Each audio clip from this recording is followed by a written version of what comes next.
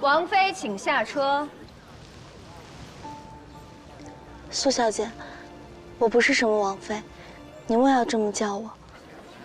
出了那个门，自然要进这个门。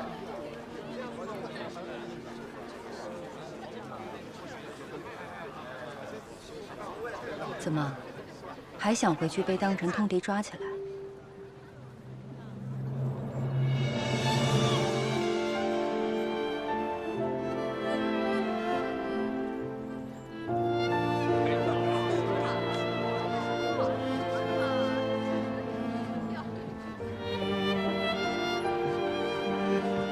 小心脚下。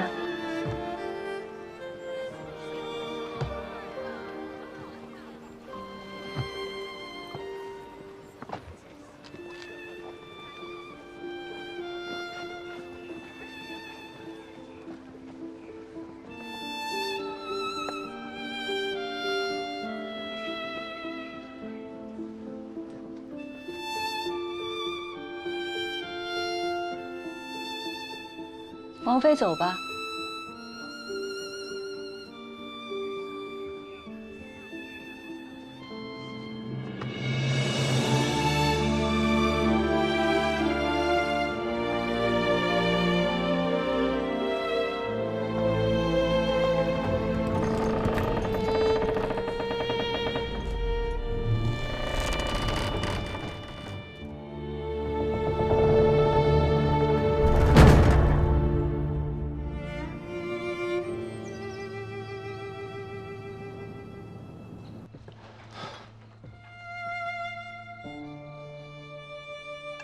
伤心人各有怀抱，古先生有心病，我把药带来了。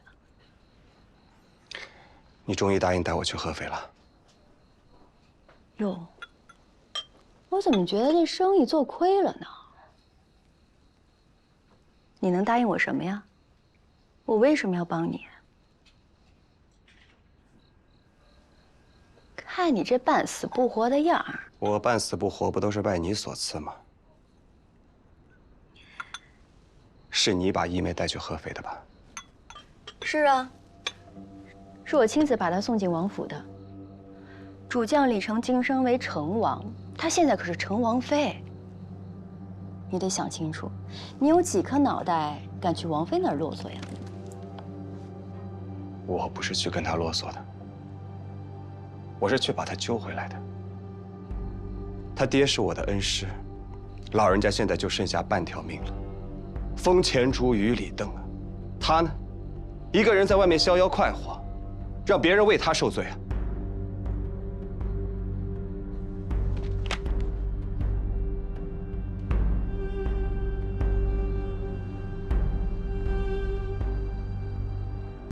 你何以知道他逍遥自在？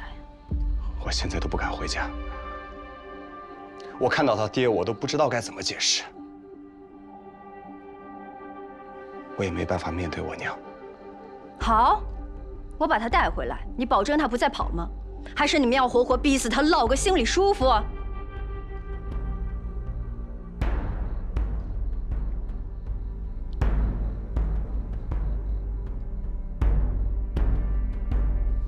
河两边的人心事是不一样的。它已经过去了，你留恋也没有用。 我最后再劝你一次，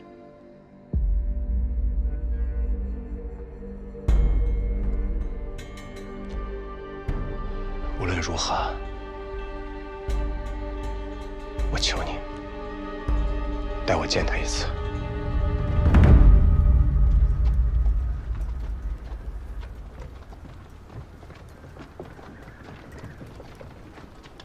苏小姐，王爷吩咐了。 最近有很多混进合肥城的探子，不得不谨慎啊，需要查一下货。好。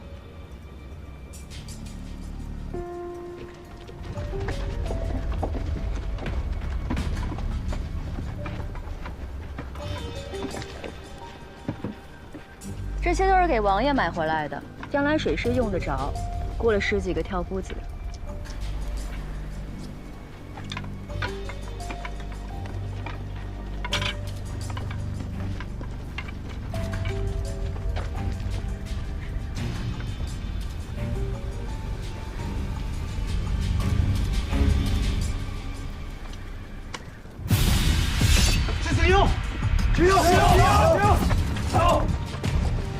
神。哎，你谁呀？孤挑夫子的时候，我怎么记得没有你呢？给我拿下！不，等等。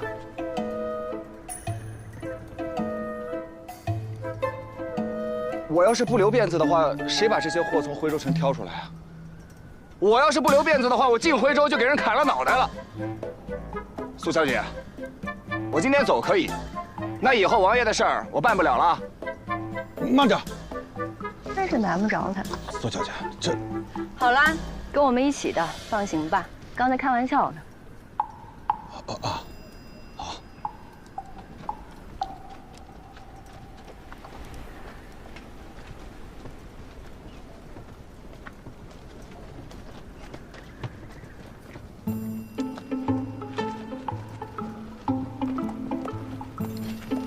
我差点被你坑死。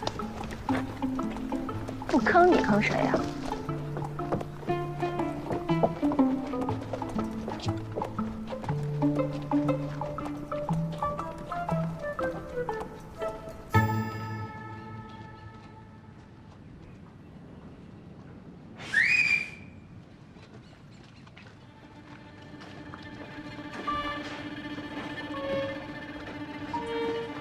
没事了吧？兄弟，没事了吧？兄弟，哎呀，我怎么能让你有事儿啊？快让我看看你这篓子里装的什么。去，把封上。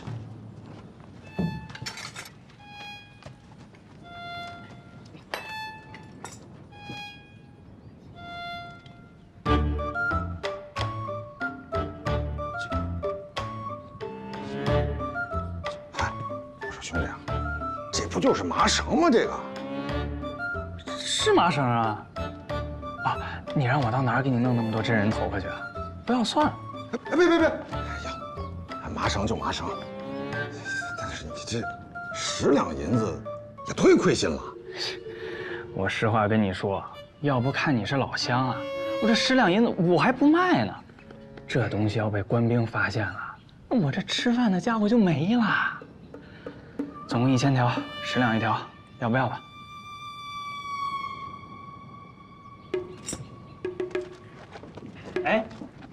哎，别想着杀人越货的事儿啊！我这个是样品，我那1000条我放车里了，车我停在官道上了。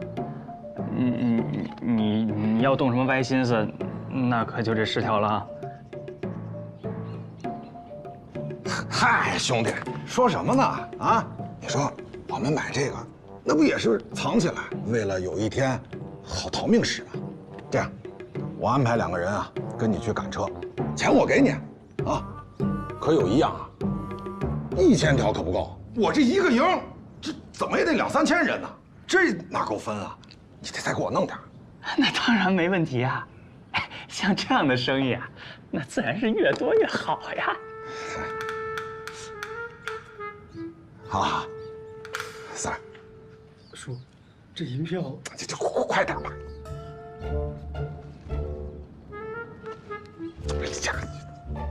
哎呀，我这真是肉疼啊！啊，你说我们这一天到晚拼死拼活的，就便宜你们这些奸商了，你说？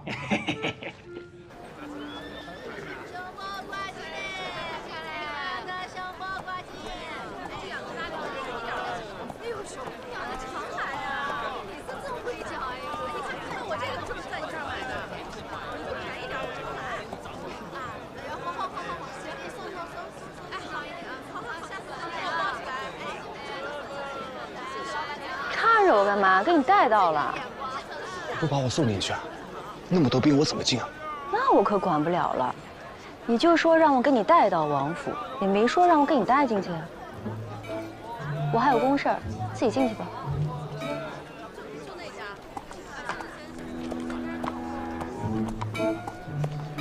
哎，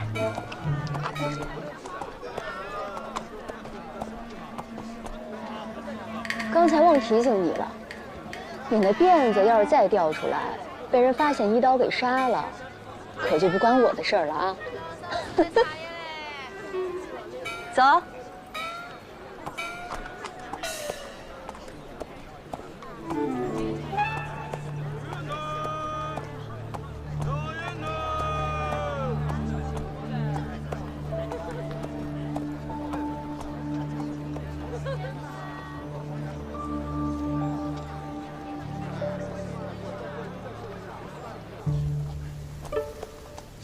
货到底放哪了？别耍花样啊！就在前面。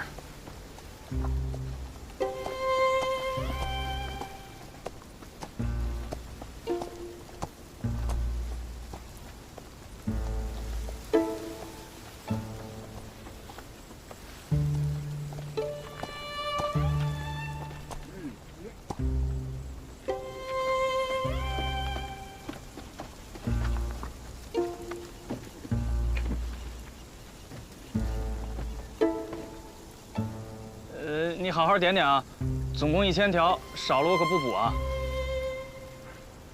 跟你们将军说，过2天我还来啊。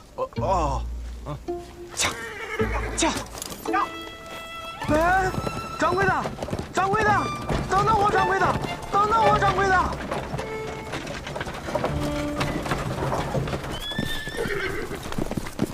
阿玉，掌柜的，掌柜的，掌柜的。掌柜的，等等我！掌柜的，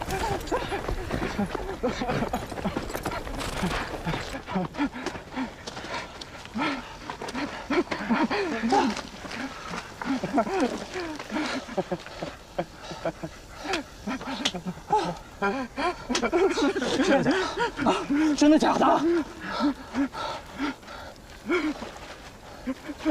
掌柜的，真假货？真是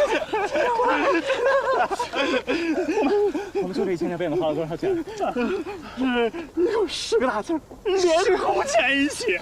10个大字儿，这就大疯了！我8辈子也没见过这么多钱呢！赶紧回去，照猫画虎，我们再做一笔，马上再做一笔。不是，东家说不是只能干这一次吗？东家说，他是神仙啊他！我告诉你，在这条官道上就是很安全的，别听什么东家的。我是掌柜的啊，我是掌柜的，我啊！哎，发财了！发财了！发财了！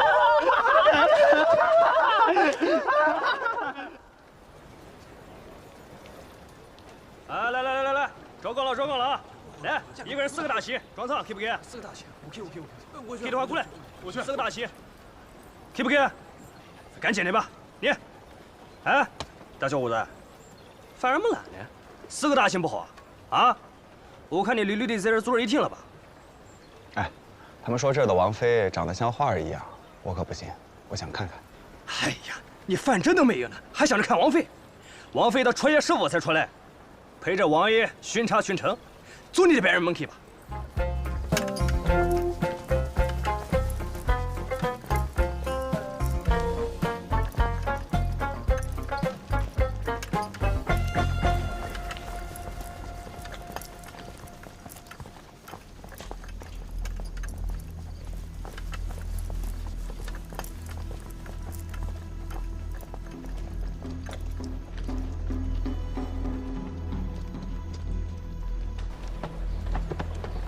回避！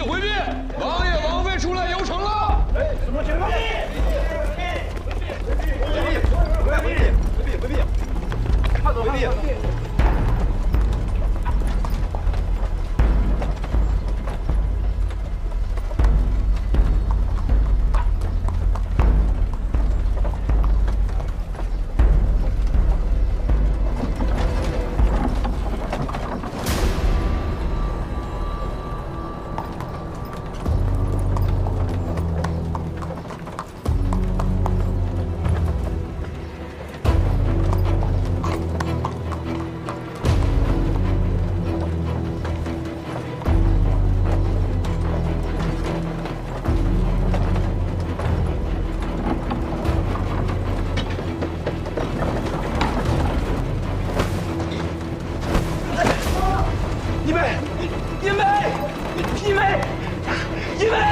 你们，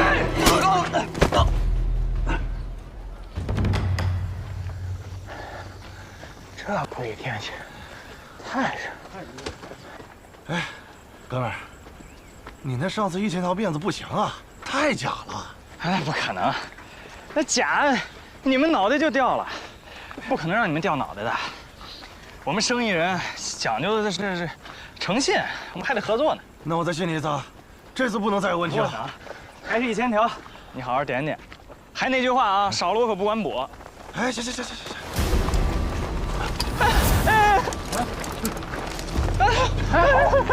别杀我！别杀我！别杀我！别杀我！别杀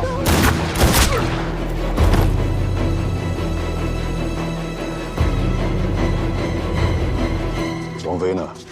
王妃身体不舒服，先回去了。我听说刚才抓了一个探子。是的，王爷。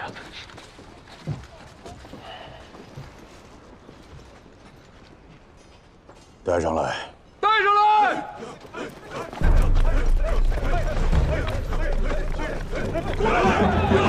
过来！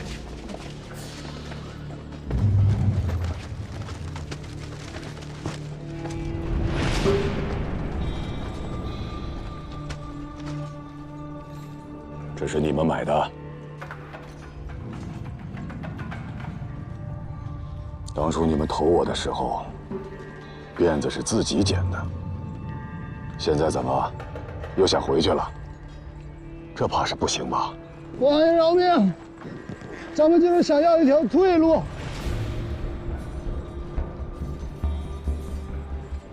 男人不当你当狗，杀狗还脏了我的手。扒了他们的衣服，轰出城去。扒去衣服，轰出城去。是。起来，走。走。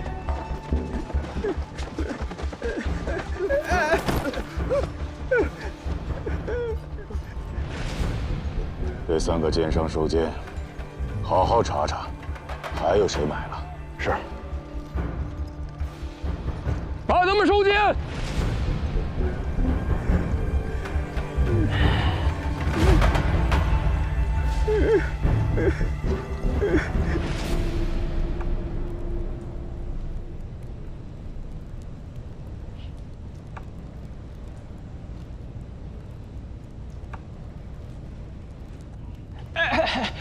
兵爷饶命！饶命！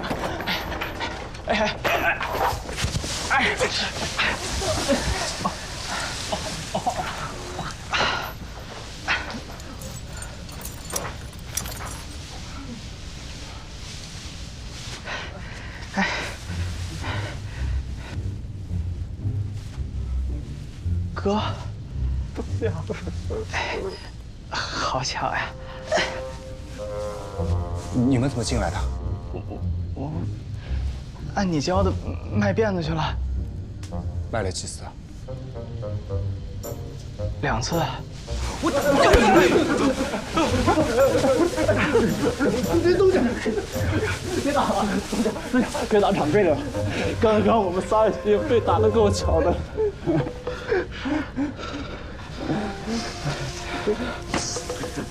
挺好啊，你们俩啊，我怎么交代你们的？现在好了，1个2个都进来了，我们在合肥团聚了，一起等死，多好啊！哎呀，哥，你就别开玩笑了，他们都要把我们脑袋砍了挂城门楼上了，你想想办法救救我们呢！跟你开玩笑，开玩笑！东家，你平时不是很本事吗？啊！现在让我救你，你看我现在这个样子，我救得了谁我？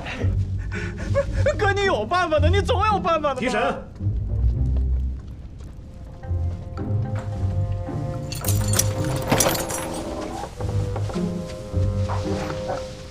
哎，走，哎，哥，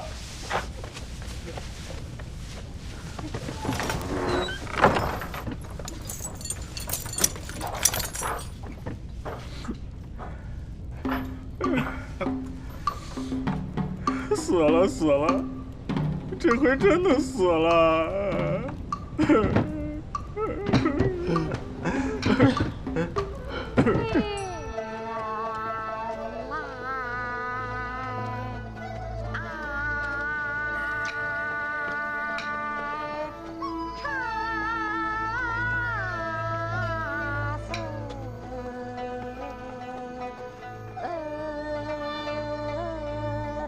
英梅，顾大哥，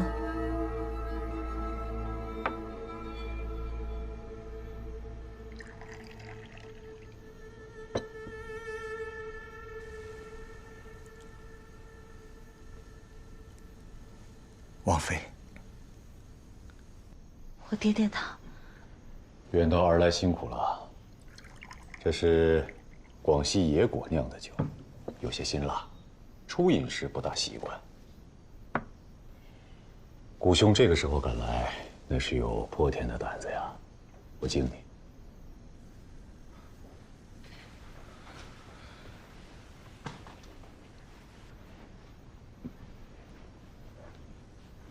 痛快。酒能忘忧，再来一杯。谷大哥被你们绑了一天，一天都没吃饭，那么让他多喝。你哪里晓得？打起仗来，3日3夜不吃可以，他不让我喝上一杯，死了都冤。来来来，我们3人坐下，好好说说话啊，请坐。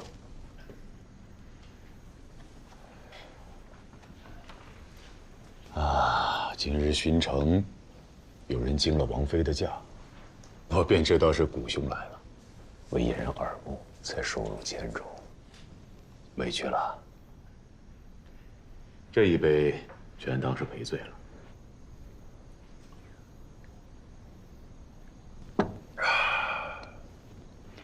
这些日子，王妃没少在我面前提及谷兄。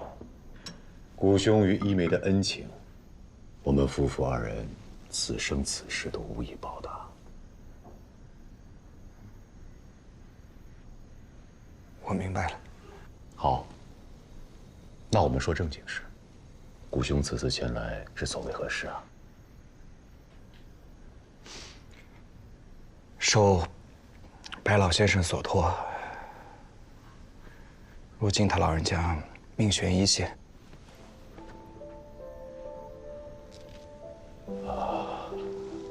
想见上一面。我希望你能回去。回去？回去你们谁能容得？一梅回去若是能平安无事，我现在就送她回去。谷兄，你还是得想一个切实可行的法子呀。怎么都得回去一趟。这可能是你和你爹见的最后一面。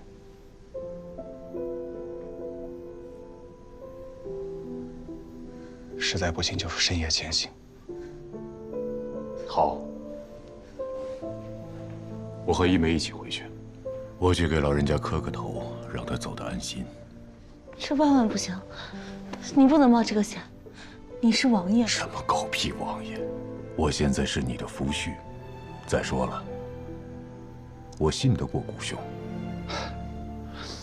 就算有什么意外，我们夫妻2人一起死了便是。谷兄，我去换身衣裳，即刻动身。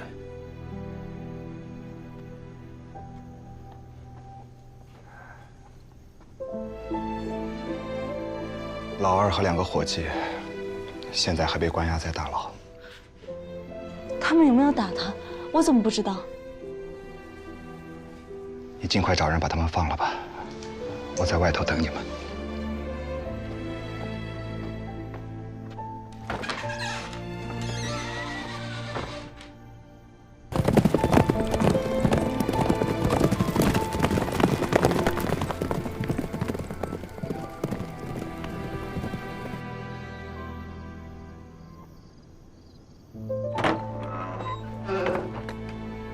先生，我以为您睡着了呢。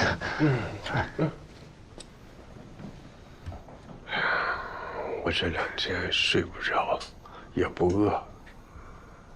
哎呀，坐在门口啊，困得要命，回来一沾枕头就清醒了。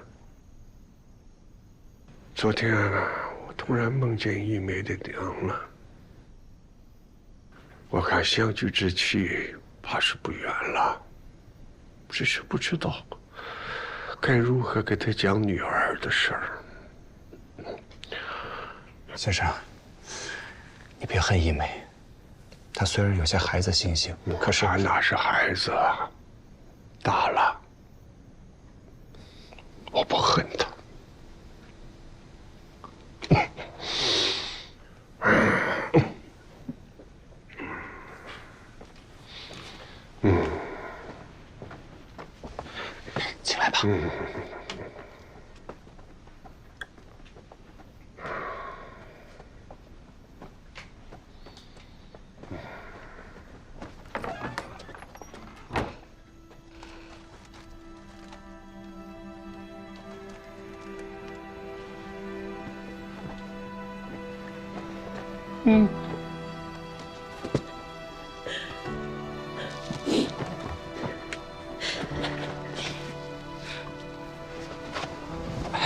先生，这就是李成将军，一梅现在的夫婿。你莫恼，莫恼。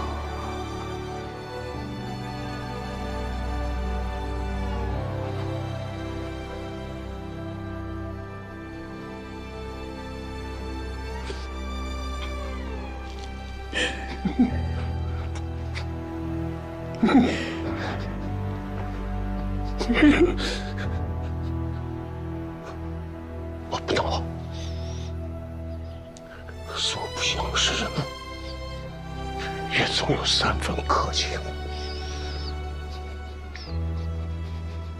请起。愿父亲大人原谅女儿不孝之罪。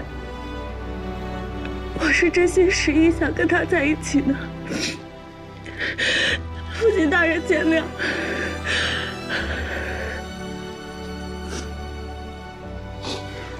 你们在一起的时候也没有告诉过我，何须我来原谅？父亲大人，我会好好照顾一梅，此生此世不负誓言。若有违逆，愿万箭穿心。望父亲大人放心，保重身体。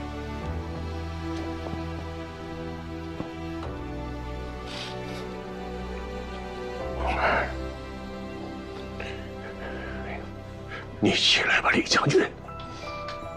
我不做朝廷的官，你我本非敌人。你们都起来说话。谢父亲大人。先生，起来吧。我去院子里看着，莫让人惊扰。多谢。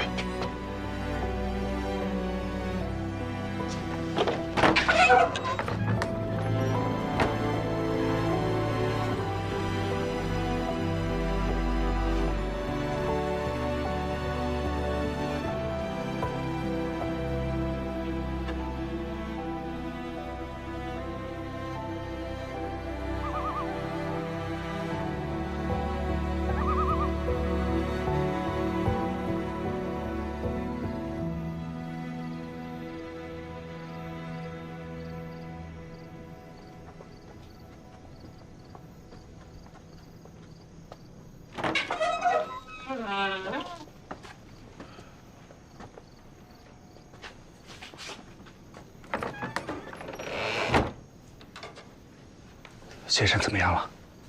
刚才给他重新煎了药，喝了，睡下了。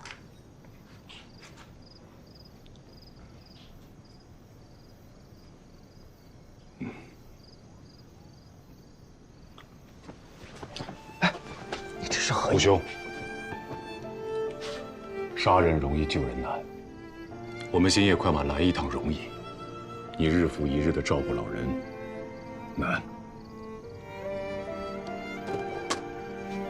请收下我们夫妇这一拜。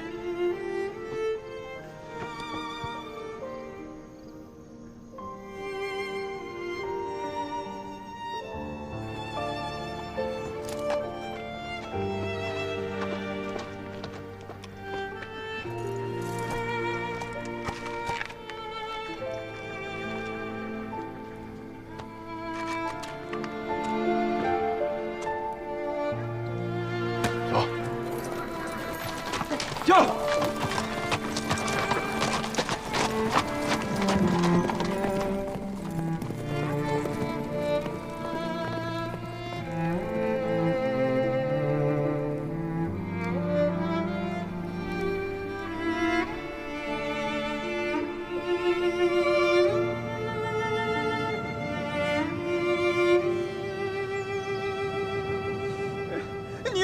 不分呢？掌柜的，您左右不分。我是掌柜的，我怎么会左右不分呢？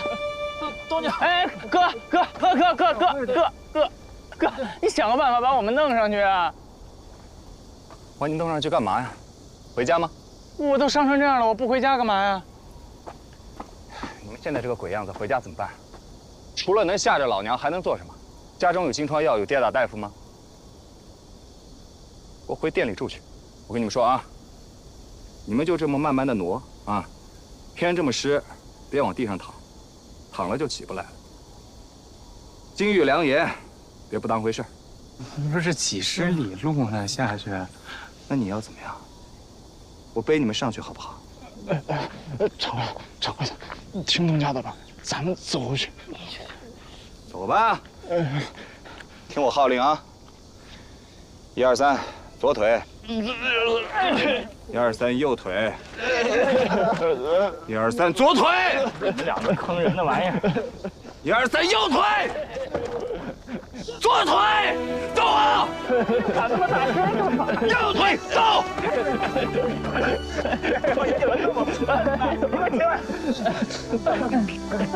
我自己喊，1、2、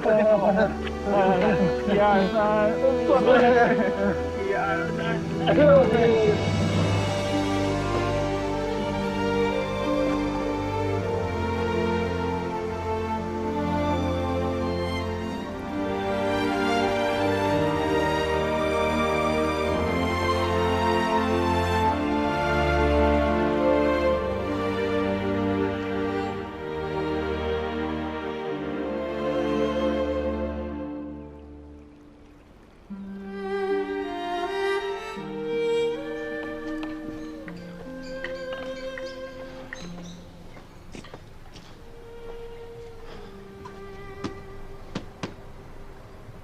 廖先生在吗？我是山涧村的古平原，廖先生在吗？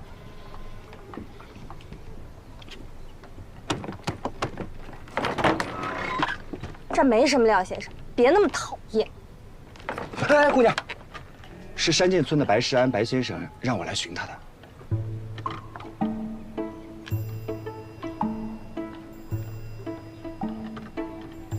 你真的不是来讨债的？啊？进来吧。快点。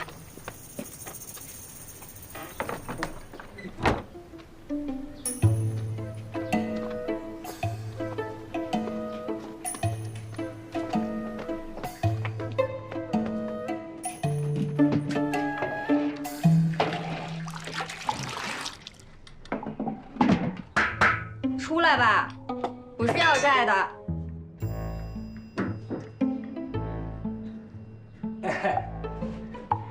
不是来要债的，那就是来送钱的吧？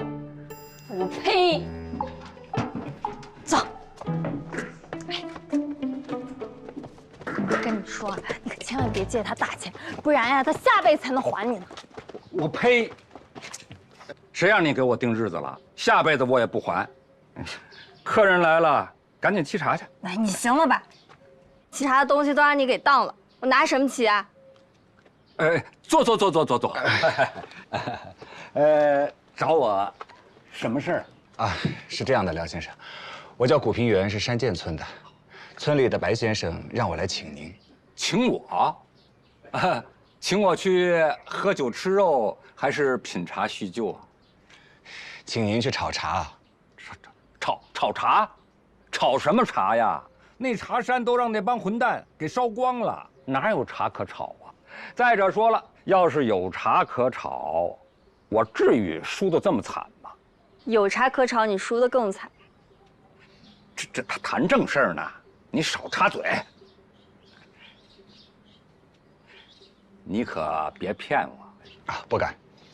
村里新进了一批茶苗，想在清明前再收他一季。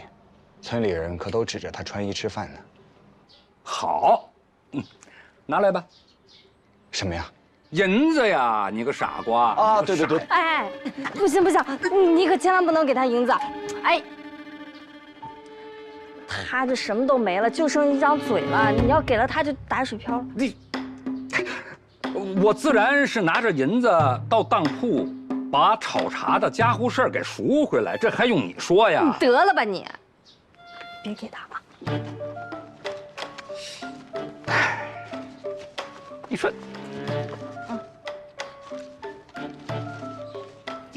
这些当票呢，你就先拿着，就当定金了。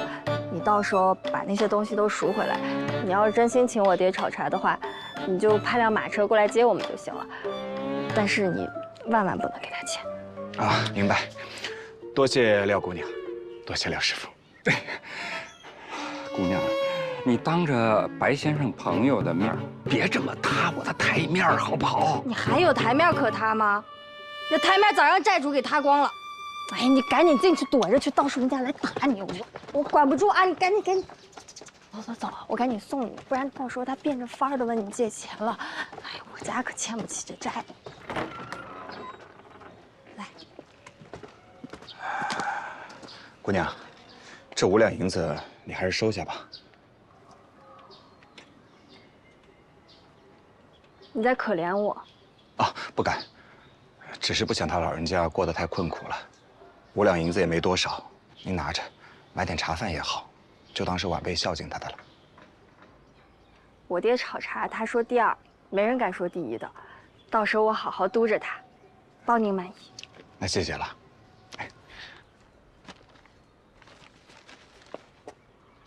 告辞。姑娘啊，好歹留点现银子。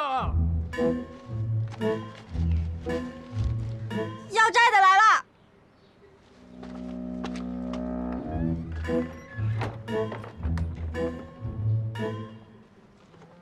闺女，哎呀，你分给我点散碎银子吧，啊，就算爹求你了啊！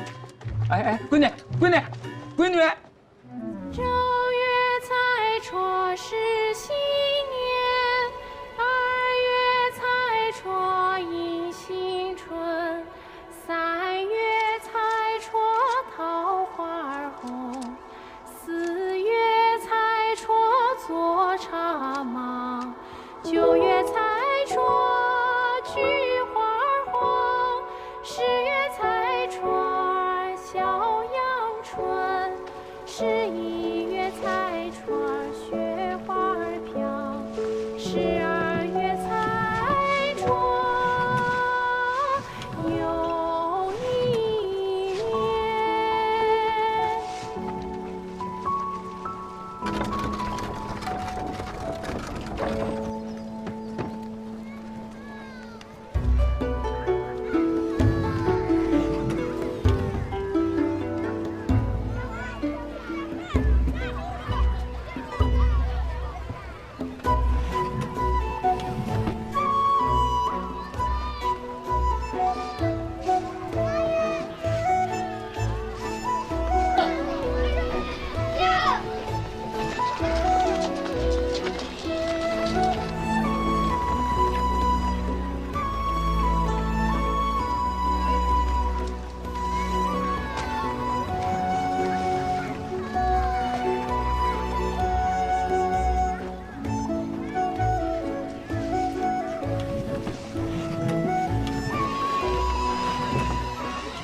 廖师傅，哎，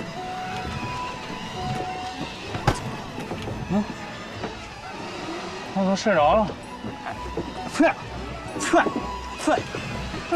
都馊了。我眼看着二哥呀，把饭团放到嘴里，嚼都没嚼就睡着了。哥，你看我多辛苦啊，吃着饭都能睡着。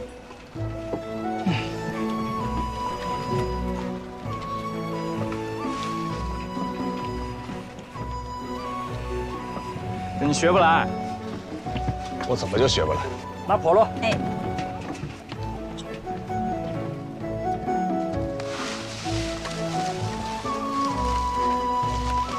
上茶青。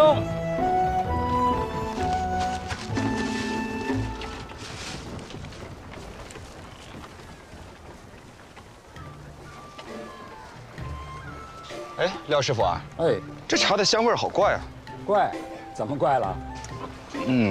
好像有股松针香，像是早上太阳照进松林的那种味道。爹，你看着没？这叫什么呀？这叫货卖于十家。你以后可别吹牛说没人懂你了。有松枝香啊，一点都不错。哎，我这口铸铁锅，你知道多少年了吗？不知道。大明嘉靖年制。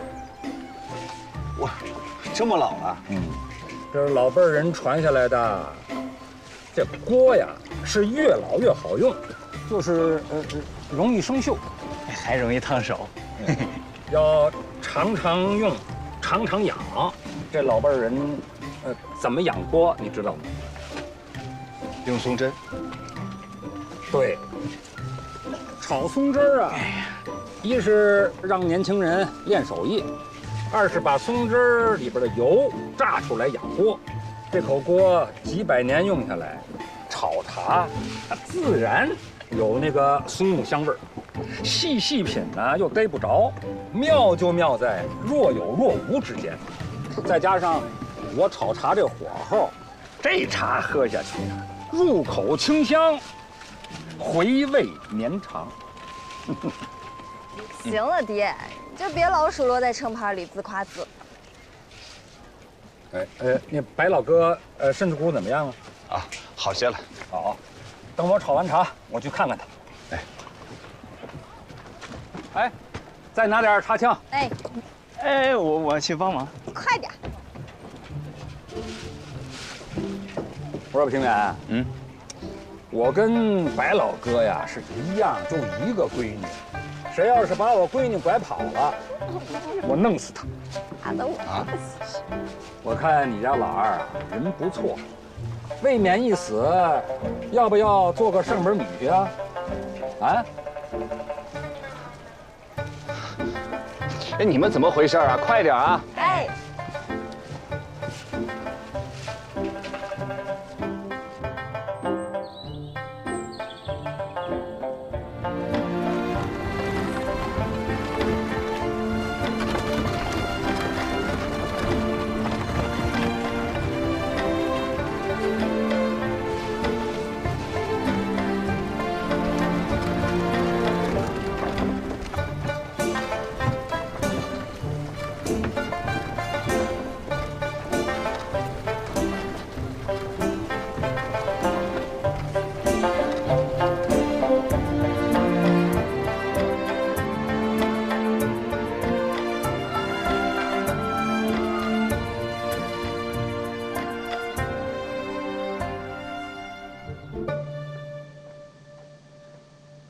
娘啊，好香。您尝尝。你急什么呀？香味还没有闻饱就喝茶，糟践了。老嫂子，您是行家，种了一辈子茶，总算懂了一点。廖先生面前不敢卖弄。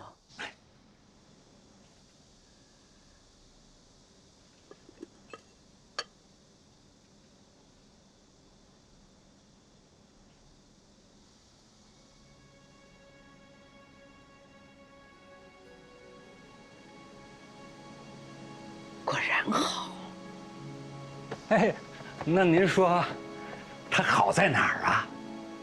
这口茶下去，从唇边到舌尖到喉咙内，处处香味不同。这香味也齐了，有松针的清香，也有一股兰花香。它明明是喝的我们家的银毫，这是怎么回事啊？那您猜猜呗。那我看是他们把茶园烧了，土地的火性大。收茶之前，又下了2场雨，清明前的雨水阴气重，明火逢阴水。种茶的人管这个香叫造化香，我不知道说的对不对。就是这句话，老嫂子，我老廖是服您了，您是真真的行家呀。这么着，从今往后，我老廖给您家炒茶分文不取。这哪敢啊！哎，廖师傅啊，咱们得此好茶，您给它赐个名字吧。那就恭敬不如从命了。我老廖炒了一辈子茶，哎，这是我一生得意之作。我家呀有一本炒茶的古书，书中道：奇香似兰，奇豪胜雪，故名兰雪。兰雪这个名字，你们觉得怎么样？好听。好，兰雪，就它了。好，我去看看白大哥。哎，我陪你啊。走。廖先生，我让老二在村子里边已经打了一遍招呼了，想把今年村子里的茶全给卖了。啊？你疯了？就像您说的，这茶香气特殊，非同寻常啊，我觉得是一个好商机。你还会做买卖？没看出来。你知道这些茶，要给谁的吗？我知道啊，不就是那个侯二爷吗？他每次都是以最低的价格来收我们的茶，还经常欠着茶农的钱不给。我就想借着这次机会啊，自己来卖，还给村民们也让他们赚上一匹。啊？你自己卖？哎，我跟你这么说吧，啊，这茶呀，就像大姑娘一样啊，过了这阵子啊，它就不值钱了，啊，这做买卖，你说你，我把那10个人打的都叫我爹，爹！哎，干什么呢？你要不要考虑一下我的想法呀？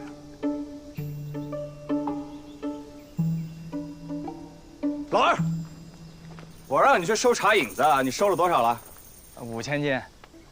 5000斤？你把全村的茶都收了？你以为我说笑的？我真的买了。大手笔呀！人不大，野心不小。这回你就得跟他们斗斗了。要不要咱们打个赌啊？看看谁能赢？哎妈！爹，我想了想，咱炒茶那些家伙事儿就不带回去了，省得您又给当了，到时候吹牛的本都没了。哎，不带回去，那锅谁养啊？您一当半年，也没见您养啊，净搁当铺里生锈。你别总当着外人的面说我不爱听的啊。锅不带回去怎么办？放他家里，明年我们还来炒。郭老二，哎，我跟你说句话，你这花肠子，我要是看不出来，我白活。等，你管管你爹啊！住手！这，咱们还得去白先生那儿。哎，我盯着你呢啊！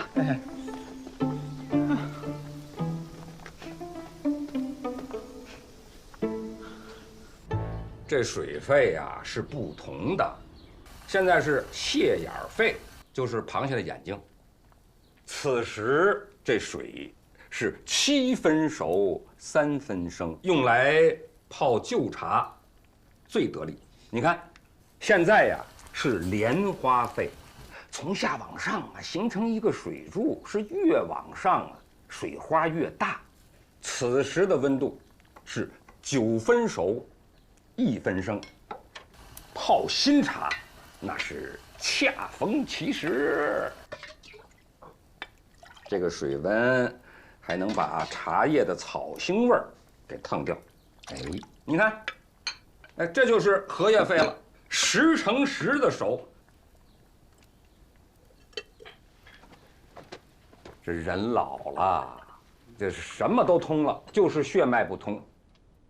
看到世上的事儿啊，也没兴趣了，硬硬朗朗活着还行，要是病病歪歪活着呀，那就没意思。哎，不如早死早拖上。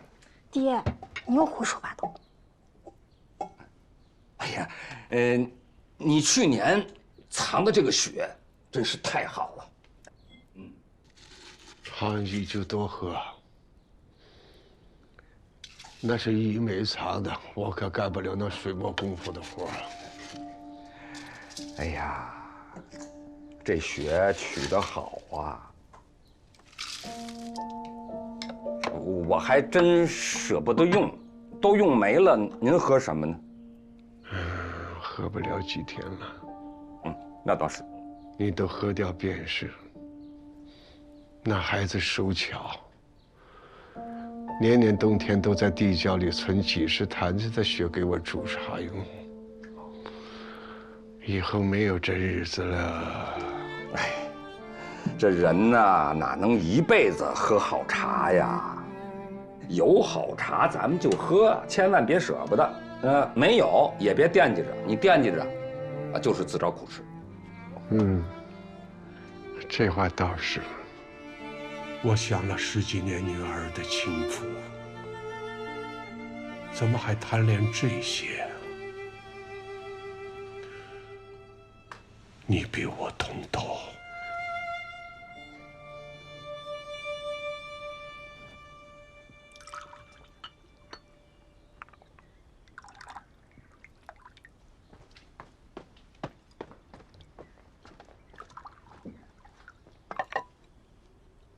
怎么了？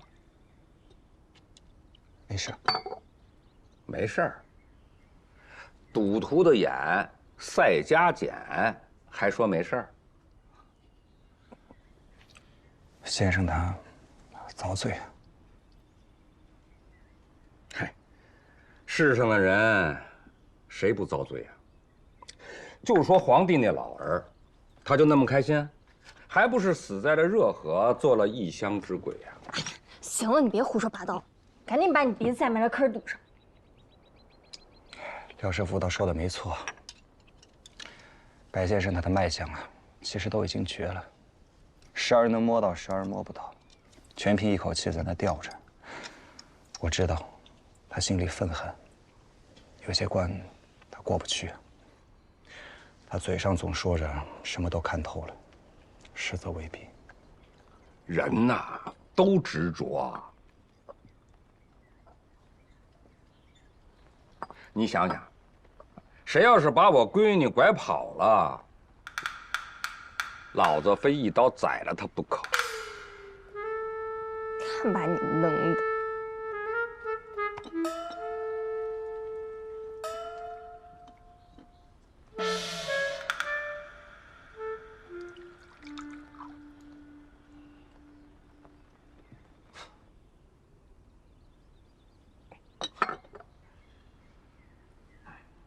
这些天啊，先生偶尔还能说1、2句笑话，但是我清楚，那都是他强撑的。我白家老哥一生行善，不该遭这个罪呀。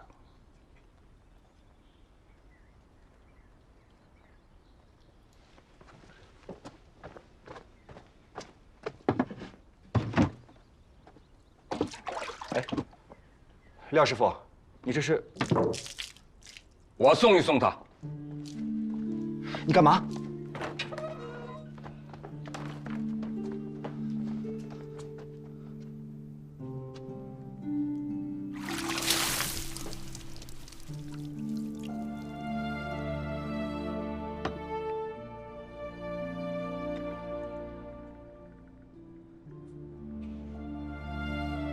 哥哥，这杯子旧了，换一个无妨。儿孙自有儿孙福，守着没用。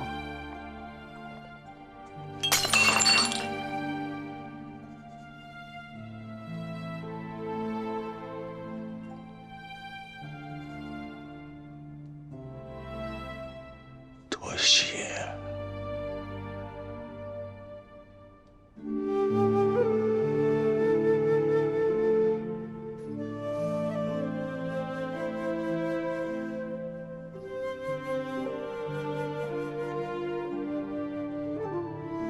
哥哥，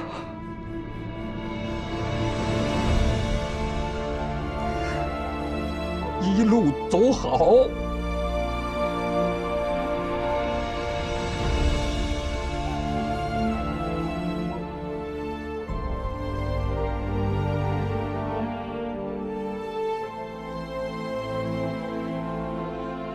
喝酒去。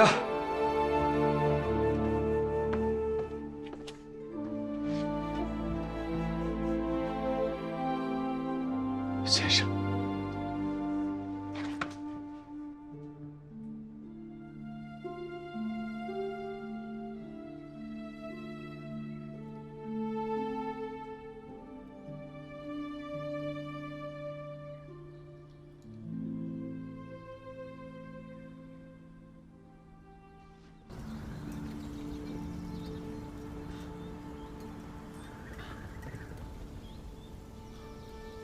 先生，您待我如亲子，教我立身之本。虽然我跟一梅无夫妻缘分，可依然有兄妹之情。今生如果再次遇到她，我一定会尽力护梅子周全。您放心吧。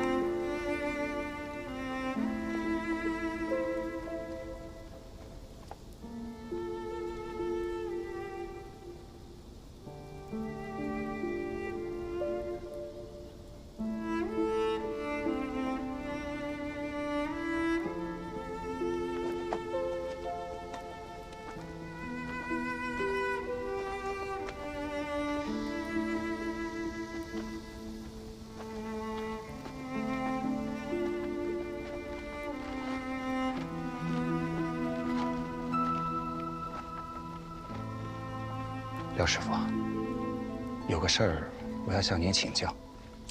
你是读书人，我就是一个烂赌徒、糟老头子，有什么可请教的呢？我不懂为什么杯子一碎，先生就走了呢？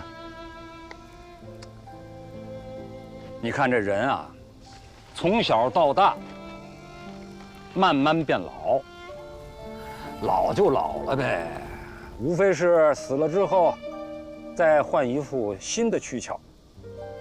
念念不忘一个旧杯子、凉茶叶，比我这糟老头子还蠢。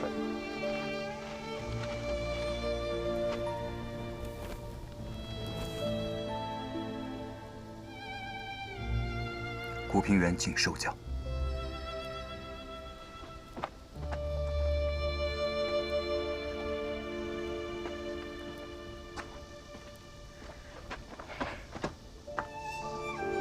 老哥，本来想啊陪你喝一顿，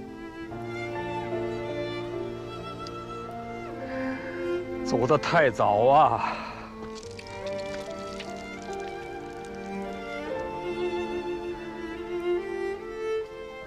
咱们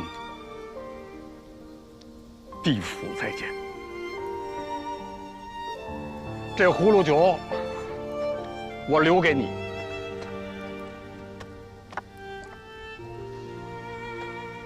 老哥，酒不多，省着喝。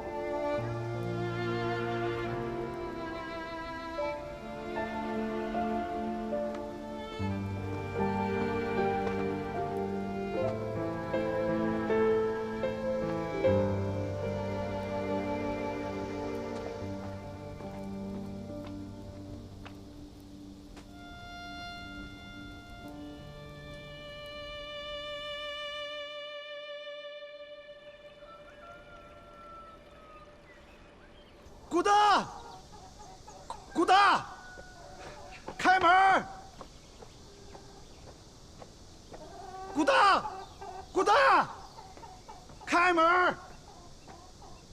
古大，古大，古什么古？你这是加蛋呢？你把气喘匀了啊，慢慢说啊。谁呀？把你吓得脸都歪了。侯二爷来了。谁？侯二爷。哦，知道了。他天王老子呀，用得着吓成这样吗？嗯，他可是咱们徽州最大的茶商，那往年都是他收咱们村的茶叶，今年听说你收走了，有点不高兴。哎，就在祠堂歇脚呢，让我过来喊你。他来喊我，你跟他说我没空啊，我还没睡醒呢。哎！古大，你别这样，你是真不知道侯二爷的厉害。那说出来得吓死你！那你说吓吓我。他可是茶商会的人。什么是茶商会啊？安徽合省有个茶商会，那都是几百年的大茶帮啊，南来北往的茶叶管漕运的都是他们。这事儿啊，也是咱们村里边人想占你便宜，看你出的价钱高，便卖给了你。但是你知道，这是要惹祸的。惹祸？我惹的祸还不够多吗？你去告诉那什么侯二是吧？哎，侯二爷啊！你告诉侯二爷，说什么时候等古大爷吃完了早饭，喝完了茶，才能见他。他要是不服气的话，从哪儿来滚哪儿去。你不能这样，你太年轻了，你是真不知道侯二爷的厉害啊！我听说过他，不就每次来了以后像皇帝一样打鸡骂狗、挑三拣四的，欠着茶农钱半年不还的，不就是他吗？你告诉他啊，这批茶叶我收定了，我就不惯着他这个臭毛病，让他不服气啊，自己来找我。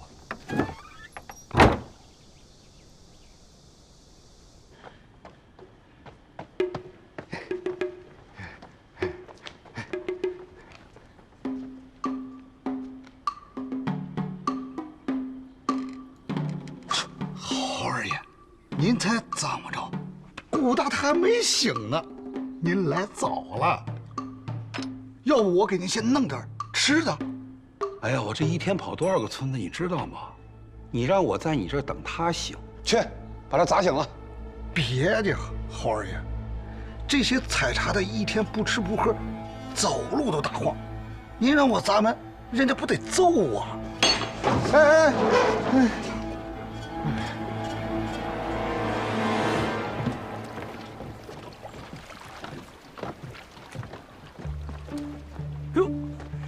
二位爷，请了。你喝点什么？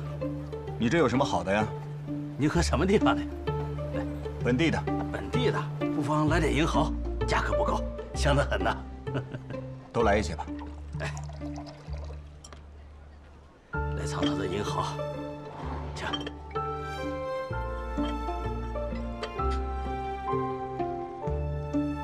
怎么，不好吗？老板。你看我们像没钱的猪吗？为什么不拿店里最好的银毫出来？哎呦，不可能！小瞧二位爷，这银毫啊也是顶级货色。就你这，全是粗梗大叶，上好的金牙一丝没有，这顶级货色。哎呦喂，二位爷，我眼拙了，行家来了。您呐有所不知啊，今年皇上搞万茶大会，茶商工会把所有的好茶叶都送了上去，说是要运到北京去比一比。什么是万茶大会啊？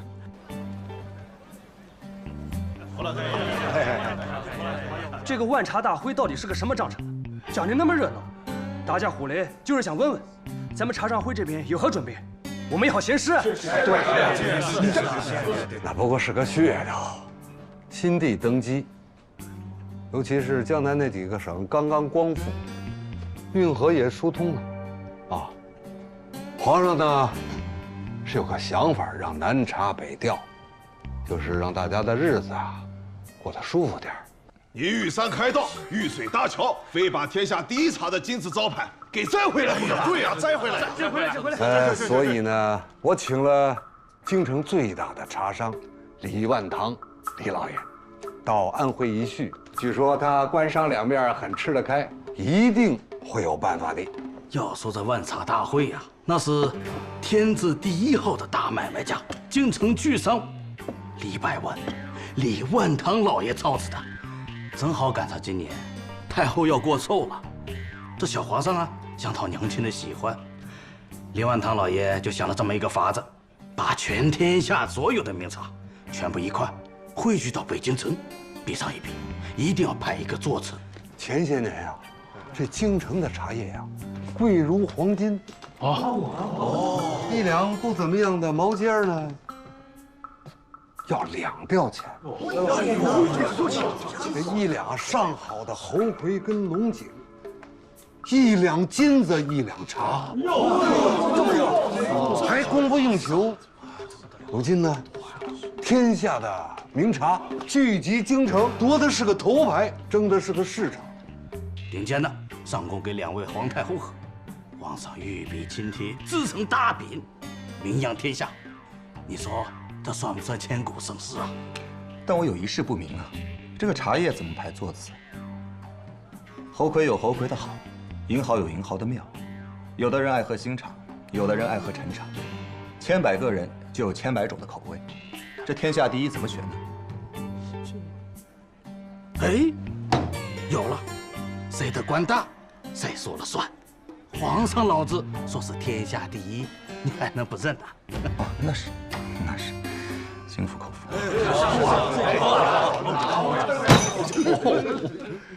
我有话话说，你要疯啊！快憋死我了！哎呦，不好意思，各位，这是我一个不争气的外姓族弟，叫侯二，平常帮我管管收茶的事儿。哎，抱歉了啊，冒犯了。哎，说什么你啊？快说！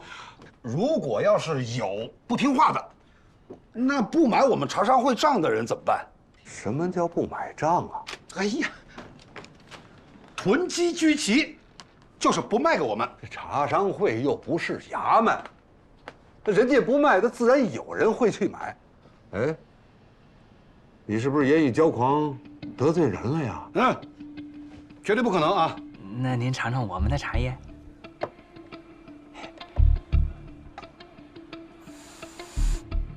嗯，哎呀，真好。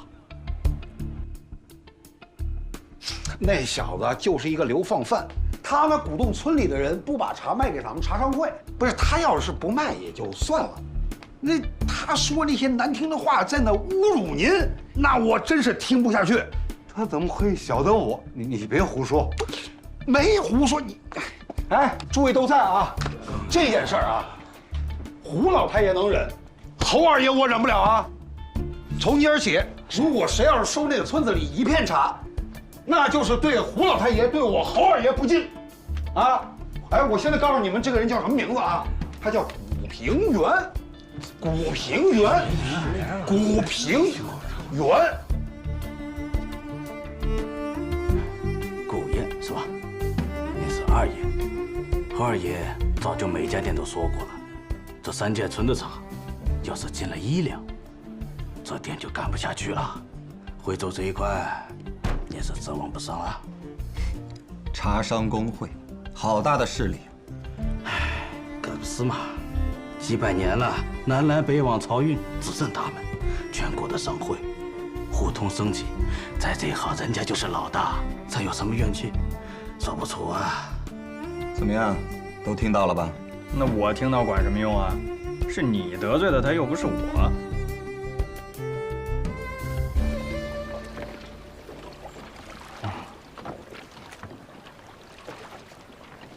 哥，你想什么呢？想茶呢。想茶，你拿个主意啊！你有主意吗？你要我说呀，低个头认个错就完了，你非拉这个硬干什么呀？你也觉得我赢不了？你拿什么赢啊？哦，我们跑了这么多家店了，谁敢收我们的茶呀？我想这天底下，总有收礼的地儿。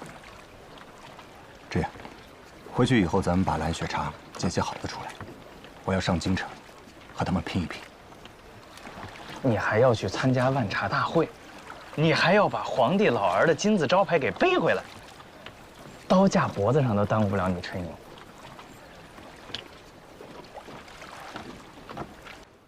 胡老太爷有苦拜访。晚生古平原，拜见胡老太爷。古先生，坐下叙话。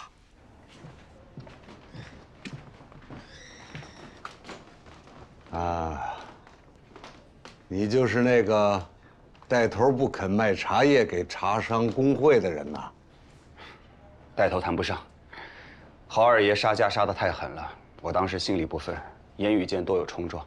知道胡老太爷是安徽茶商会的首领，今日特地过来请罪的。这个侯二，的确是我一个外姓的族弟。不过，大家伙儿让我干这个茶商工会的会首，人家还都说我一句公道。如果说侯二在言语上有什么怠慢的地方，还请古先生多多包涵。劳烦你回去跟村里的人说一下，让他们直接把茶叶送到茶商工会便是了。胡老太爷，这是我家新种出来的茶，特地带过来，请您品鉴。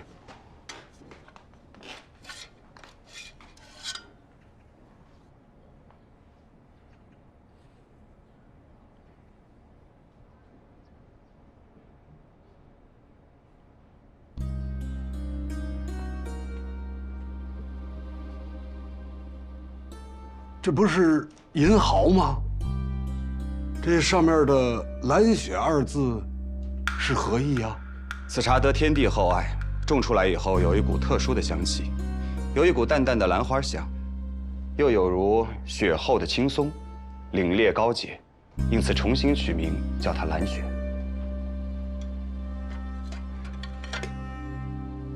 这茶叶的名字是老祖宗定的，你这么胡乱的起名，岂不是坏了老祖宗的规矩吗？难怪浩儿不收。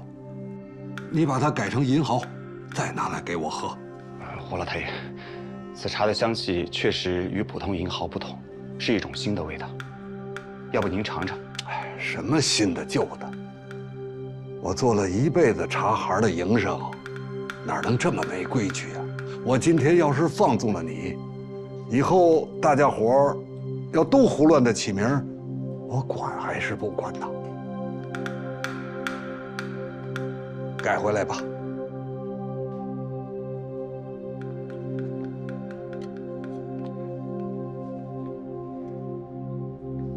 恕难从命。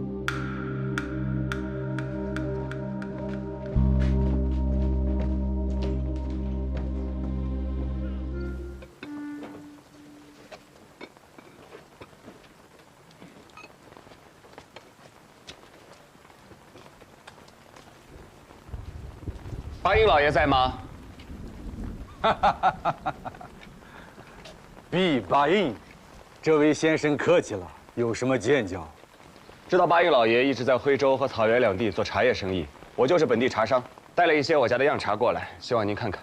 山不转水转呐，啊！不怕告诉你，古大，这间客栈里住的所有茶商都是你侯二爷我的兄弟。我现在送你一句话：俩山叠一块，你给我出去！还敢跟茶商会作对？哼！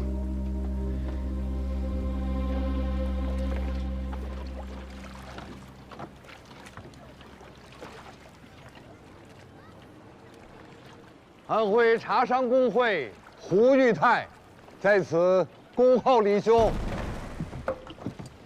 哈哈，吴老太爷，李兄，请。请。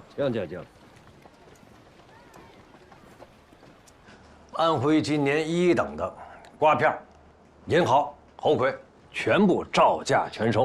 太好了，您一来啊，我就算心稳了啊。不过呢，这次请您来安徽茶商公会呢，还有个不情之请，还望您多多成全。万茶大会，哎，正是。这回呢，安徽无论如何也要我个头筹。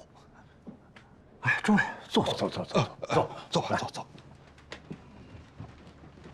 哎呀，诸位可能也都听说了，先帝驾崩于热河，京师换了主子，现在是过去的懿贵妃跟六爷共同主持朝政，年号叫同治。同治啊，既是君臣同治，又是叔嫂同治。哦，这个好。我这话可不是闲话呀。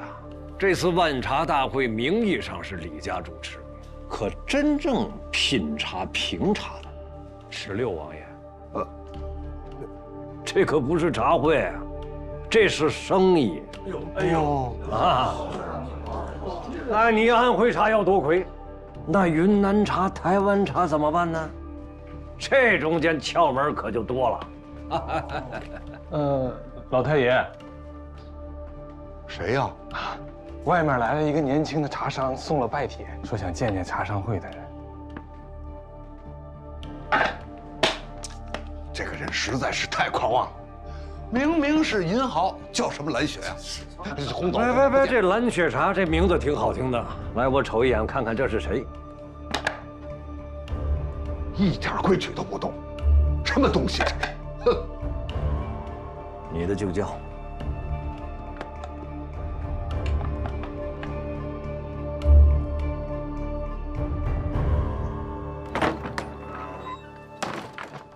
我们老太爷说了，没工夫见你，正陪客人谈事儿呢。来，原帖奉还，请回。哪里来的客人？古兄，李青兄，我就猜到了，想必就是你。行，别在这儿说，先走。你怎么刚到安徽来就得罪了那姓胡的家伙呀？那老东西是个死脑筋，他眼睛里能夹你。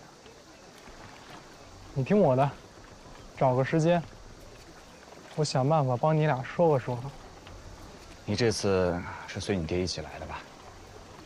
在山西的时候，我把他得罪得死死的，指望着他来帮我，算了吧。也是。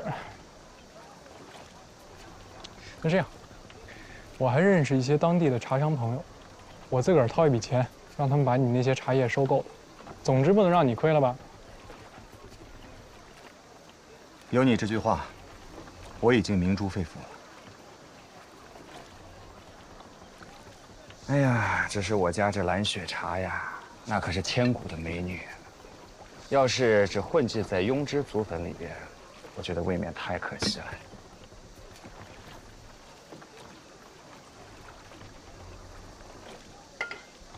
来，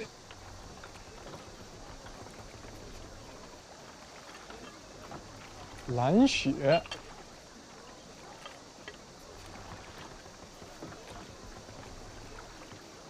如何呀？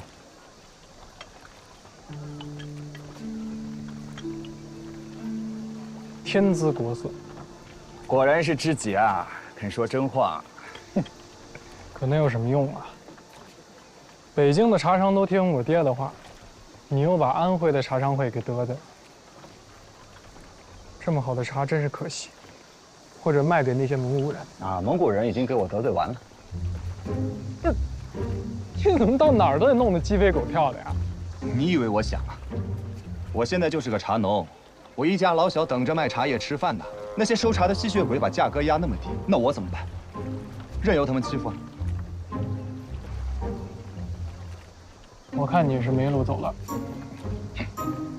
我也想明白了，可能我这辈子就是没路走的命吧，我早就习惯了。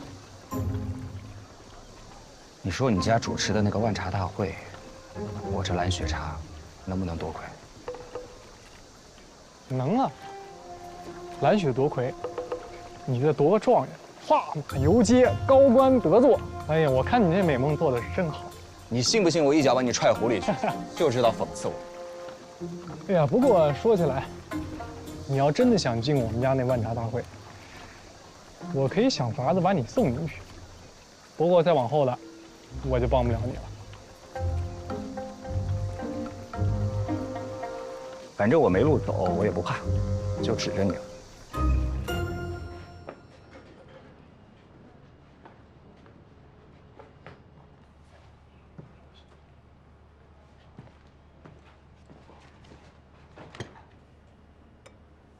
爹，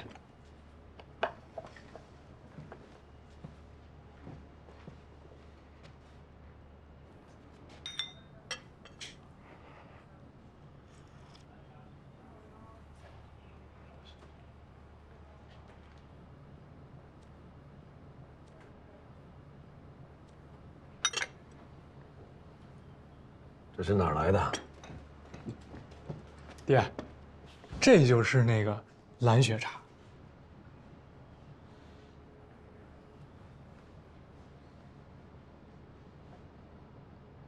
你倒是好心啊，帮他说好话。这怕是比1等的银行还要好呢。我觉得这里头有商机。嗯。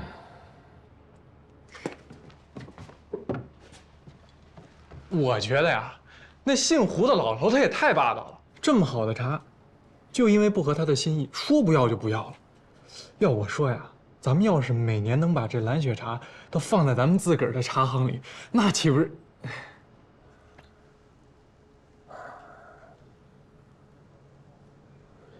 你最近很上心家里的生意，这很好。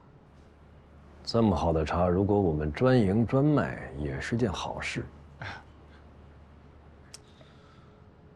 可是它是古平原的茶，那就另作他讲了。为什么呀？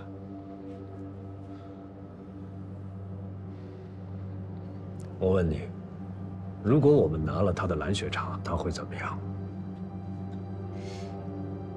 我亮那姓胡的也不敢跟您闹翻呀，咱拿就拿了，他敢得罪李家吗？你说的也对，但是他会心生怨恨啊，因为折了他的面子。假如我们的敌手这时候跟他勾搭，那立刻就反了，我们多年经营的关系那就没了。再说他这个茶，一年有多少产量？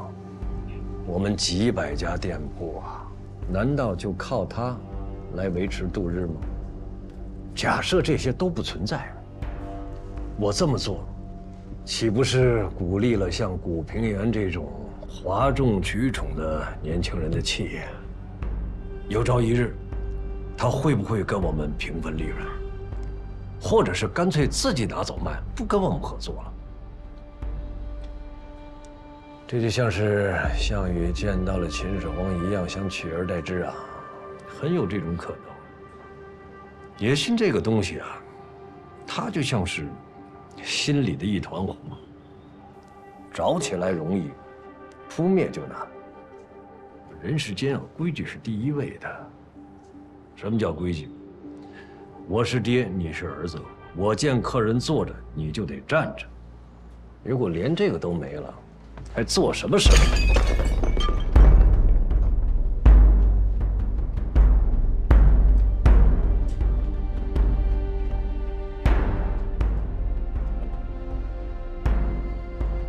送你7个字：芝兰当道也要出。我已经告诉京师所有的商人，不许买古平原的茶。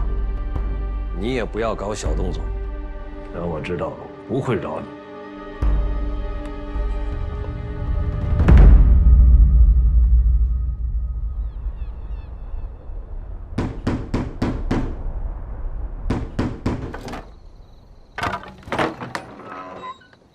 你怎么这么快？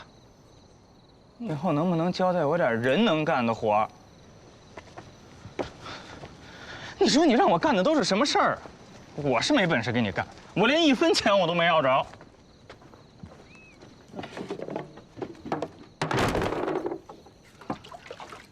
哎，屋里烧着热水呢，你喝这些生水也不怕拉肚子？拉肚子拉死了我清静。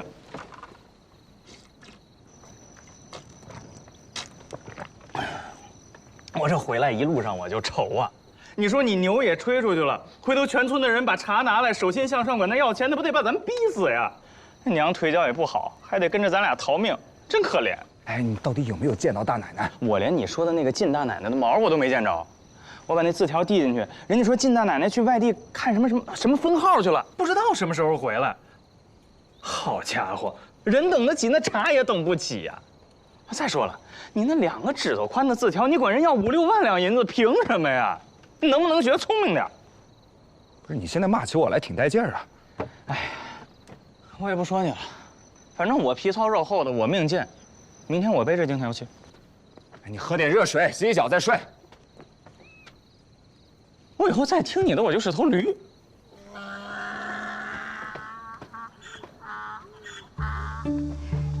哎，放里边吧。好的呀。好的。放这里吧。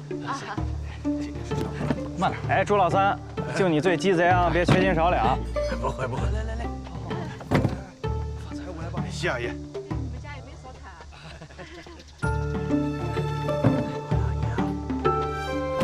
放你们家里去啊。把茶叶放这儿。来，你哥呢？哎。哟，老嫂子，你吃着呢，要不要一块来吃啊？这饭我就不吃了，这茶叶卖出去，我这心啊就放下一半了，比吃啥都强，对吧？对。那个，我山下还有个表弟，那还有一些好茶。哎，你把我们兄弟俩当大头了是吧？还你表弟的茶，你老舅的茶呢？啊，我老舅茶你们也要？要你全家的茶。孩子，你怎么说话呢？收，把话放出去。除了咱们村的茶叶，其他村的我也要，但是有一点，我只收1等的茶，2、3等的就算了，所有收茶的价格还是多加1成。就这2日，我让老二把钱给你送过去，你也好心里踏实。真的？嗯。那我可就这么讲了。嗯。谢了，谢老嫂子。哟，谢二爷，谢二爷。告辞。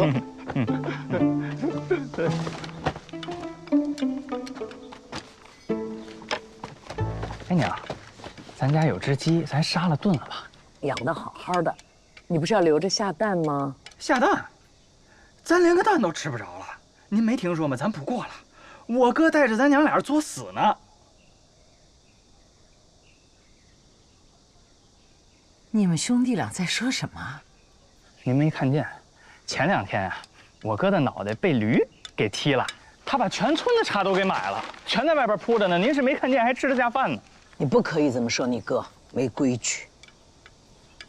老大，你干什么啊？你不是听他说了吗？我就是收了点茶叶，我在城里给老二开了个茶店，那怎么也得有东西卖吧？行，你别笑嘻嘻的。你是李百万啊，站着房躺着地，金山银山数不过来，你拿什么给人家呀？上次那金条哥你给我背上吗？我爬着我进城，死半道上你可别管我，死了清净。古先生在吗？我要茶了。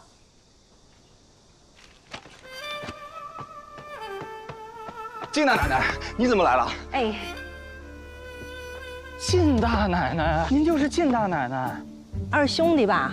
那日不巧，我去了大同分号，说是二兄弟来过，饭没捞着吃，茶也没捞着喝的，我这不落忍劲儿的，赶紧来赔个不是，对不住了。哎呦，不敢。靳大奶，里边请。哎，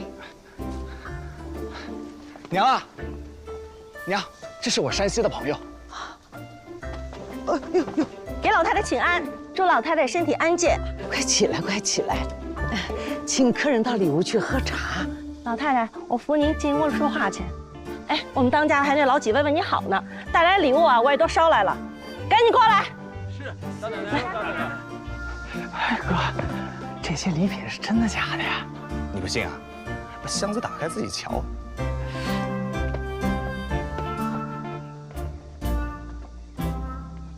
大奶奶，这次真的是麻烦你了。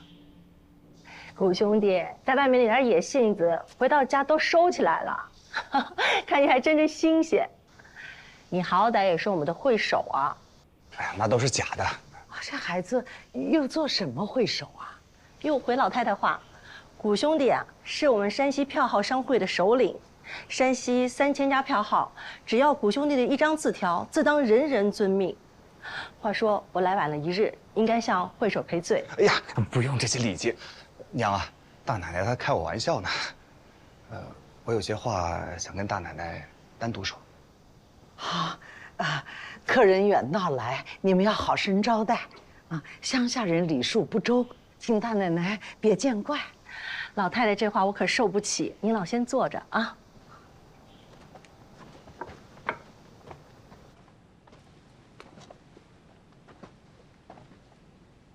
大奶奶又何必亲自跑一趟呢？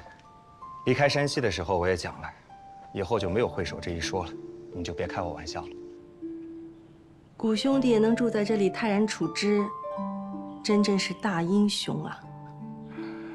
那些得罪你的人啊，全是瞎子。哎，我现在就是一个茶农，谁都可以得罪我。倒是大奶奶您，千金之躯跑这么远的路，我心中实在是惭愧啊。这句话就说的不对了。以我们的交情，古兄弟啊，这千里万里的都得朝发夕至啊。当家的身子弱，不方便出门，我若不亲自跑一趟，那是断不能放心的。怕你用的不方便，全部换成了京城4大行的银票，1万两一张，一共有20张，现银兑付，不知道够不够使？我也用不了那么多呀。用不了就存着呀。我当家的说了，难得古兄弟能开口，我们可是太高兴了。小小一个安徽的茶商会都敢挡古兄弟的道，真是让他吃了猪油蒙了心了。只要你一句话，咱把安徽所有的茶叶都买下来又如何？反正李大哥是做茶叶的，路子有的是。我现在就是一个种茶的，跟村里的人赌口气，也不想弄得地动山摇的。不管怎样，在这里谢过金大奶奶了。行，听你吩咐。如果没别的事儿，我就先告辞了。这商场如战场，一刻都耽误不得。这么快啊？不留下吃口饭吗？你以为我来安徽只有一件事儿啊？听说合肥就要克复了，我这一路过来就是来看看什么时候可以把银号开过来。谷兄弟，你有你的生意经，我也有我的生意经。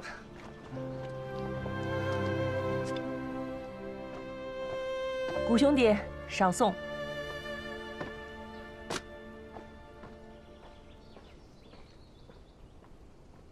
不让须眉，自当如此。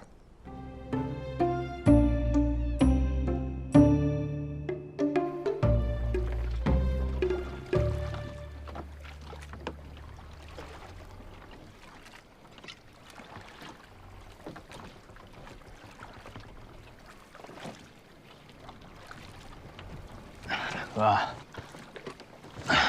这么晚了你还不睡啊？来一口。我不喝，我都困死了。就快过山东境了。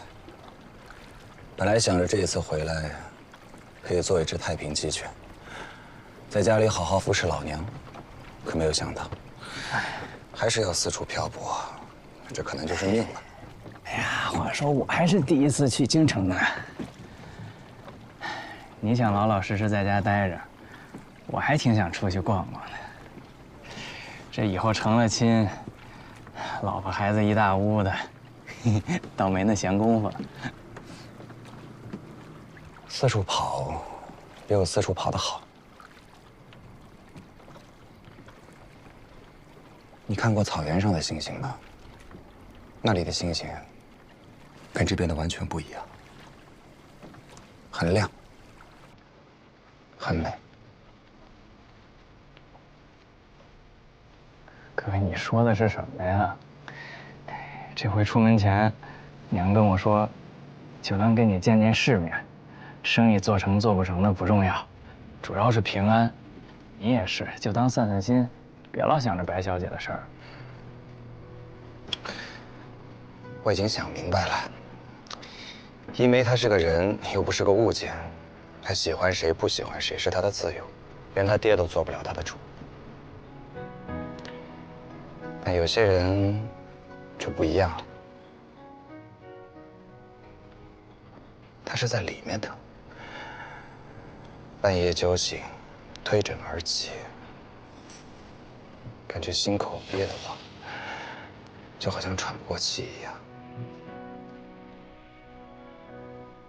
哥，你今天好奇怪啊，你怎么了？酒喝多了。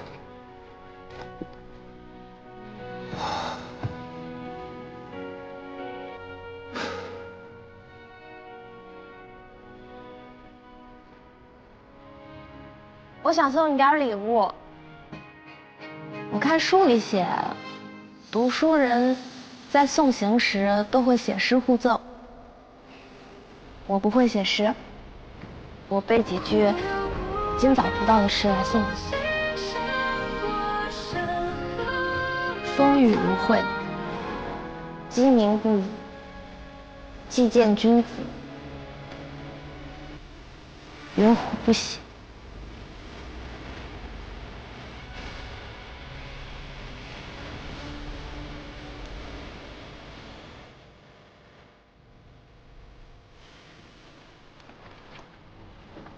忽有故人，心上国。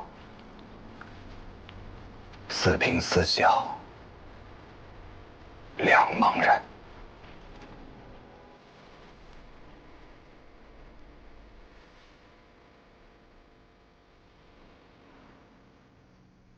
闺女，这一趟跑山东满意吧？我又接了一趟去江西婺源的活儿，那边我陆领导的朋友多，风景又好，咱们再好好去玩玩。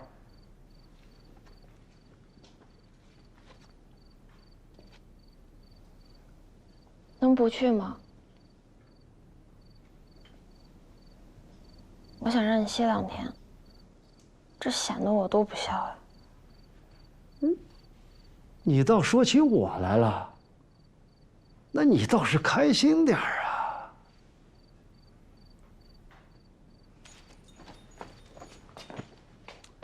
凡事啊，要拿得起放得下。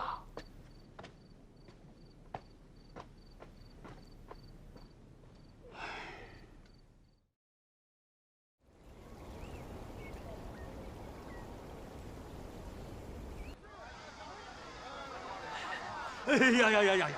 这是爱回来的古平袁老爷吧？你是？我是金大奶奶的伙计，我姓崔，你叫我崔主事就行。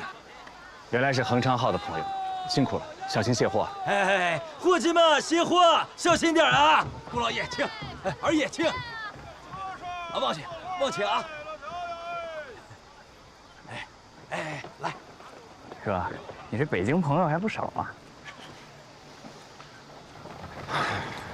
上一次从这里离开的时候，我是披枷带锁被人压着走的。要不是万不得已，这辈子都不想来。哎，顾老爷请。哎，就这马车。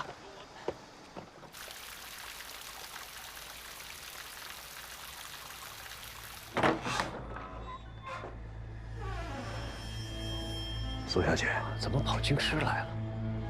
听说你那万茶大会搞得挺热闹啊，我过来讨杯茶喝，成不成？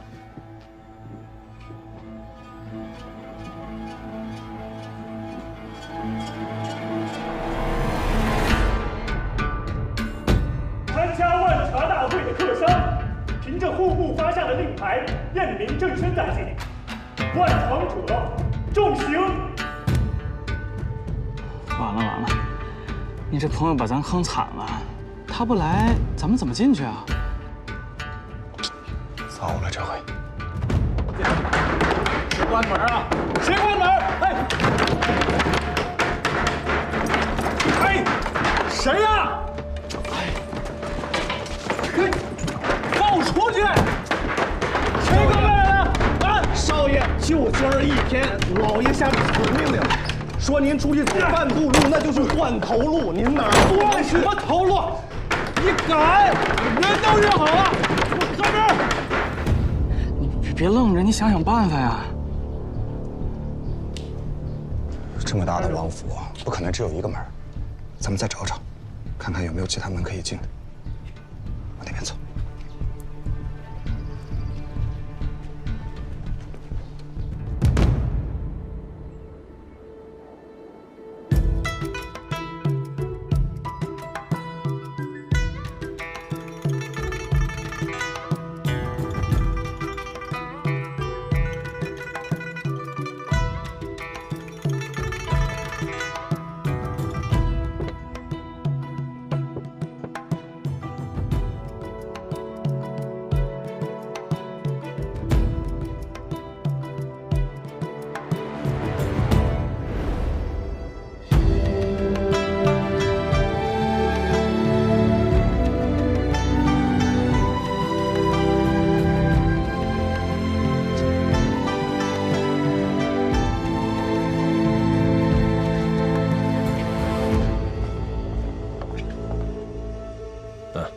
给我。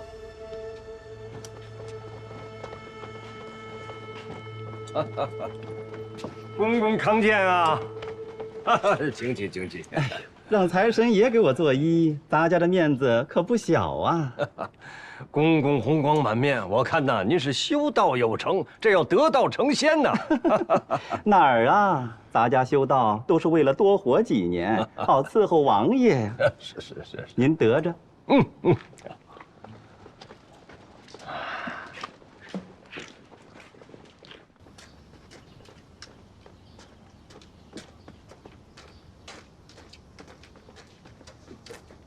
哎，有个门，快！哎，猴崽子，抢什么抢？赶着投胎呀？干什么你？这摔了你可赔不起！去，好大的口气！放着骆驼不吹牛，你信不信我揍你？哎，你摔着了吗你？让人家先走。你们先。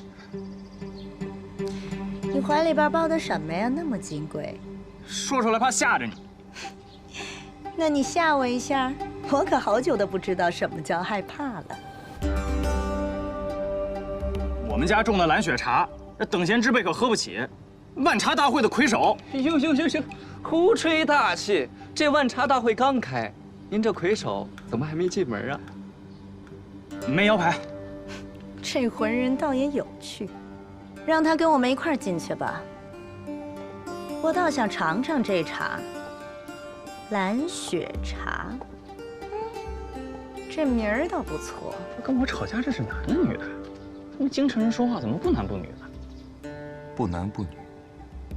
我看到像个公公。啊？进去以后给我少说话。走。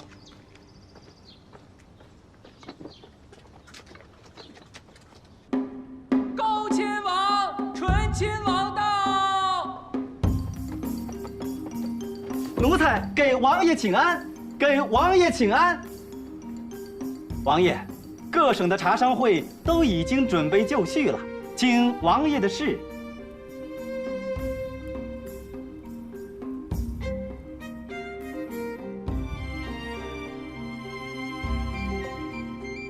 王爷说了，从安徽茶商会开始。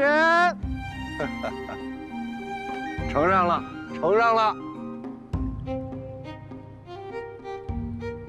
承让了。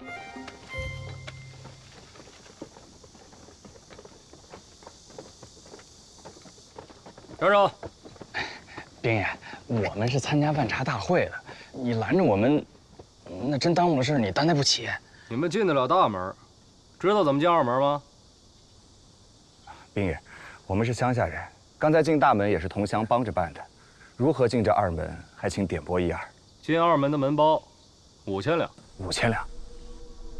你们两个1万两，还得说清楚你们是哪家茶商会的，少不得我派人跑一趟，让你们茶商会的会首出来领，我才能放行。明白。怎么办啊，哥？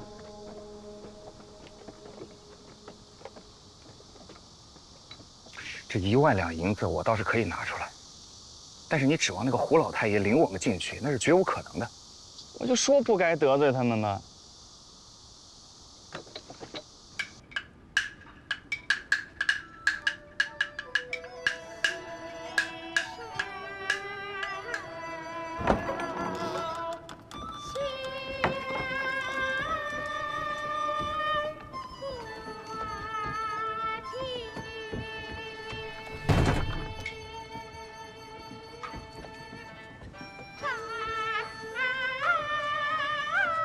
此茶只在黄山南路一带种植，山高谷幼，枝深叶茂。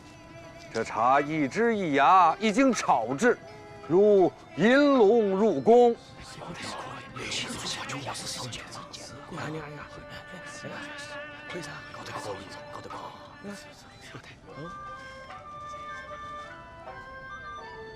老七，你看看，这安徽茶商还有个唱戏的。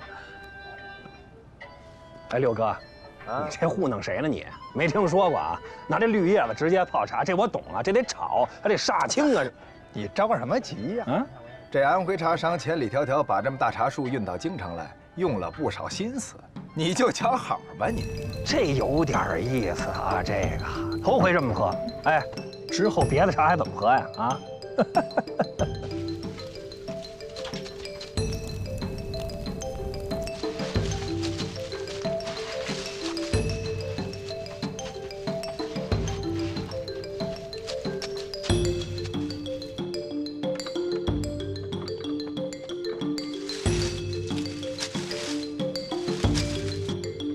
别着，小子是红河茶商会的，门包5500，走人。走。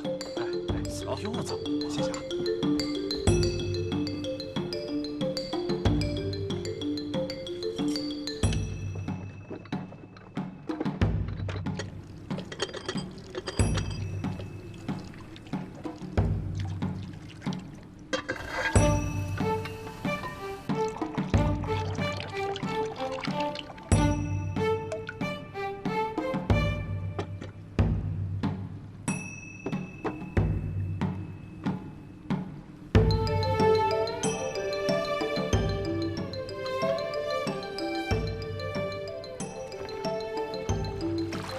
安徽茶商会为王爷献上上好的屯溪银毫。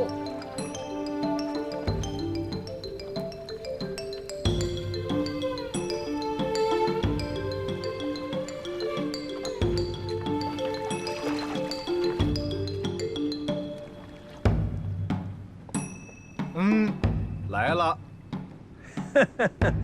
尝尝啊，现炒的。